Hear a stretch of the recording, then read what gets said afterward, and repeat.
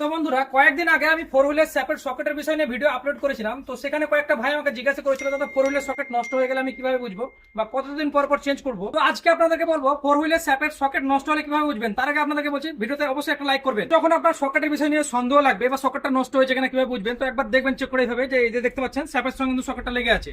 তো ব্যাস আমি এটা হাত দিয়ে জাস্ট চেক করছি, এটা দেখেন কতটা প্লে দেখাচ্ছে এখানে। মানে এই দাঁতার সঙ্গে এই দাঁতাটা কিন্তু অনেকটা প্লে দেখাচ্ছে, মানে খেয়ে আছে আর কি, তার জন্য। তো এটা দেখেন আমি বুঝতে পারছি। তবে আপনারা খুলে তো চেক করার দরকার নেই, গাড়িতে লেগে থাকবে, তখন হাত দিয়ে জাস্ট করে চেক করবেন যে কতটা প্লে হচ্ছে দেখবেন। কিন্তু এটা যদি দাঁতা ভালো থাকে তাহলে কিন্তু এই প্লেটা কিন্তু আসবে না বা এখানে প্লেটা দেখাবে না। এখানে তখন কতটা প্লে দেখাচ্ছে।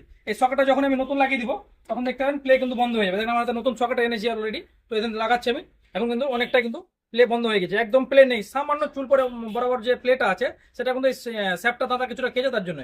ব্যাস এইটা যদি নতুন লাগিয়ে দেন তাহলে যে দাঁতাটা আছে এটা কিন্তু অনেকটাই লংজিভিটি বেড়ে যাবে। তো অবশ্যই আপনারা এটা কিন্তু লক্ষ্য রাখবেন। আর কোনো কারণের জন্য যদি আপনি স্যাপ খোলেন, ধরেন আপনি স্যাপের বিয়ারিং চেঞ্জ করার জন্য স্যাপটা খুললেন, তখন তো আপনাকে সকেট খুলতেই হচ্ছে। তো তখন সকেটগুলোকে ভালো করে চেক করে দেখে লাগাবেন।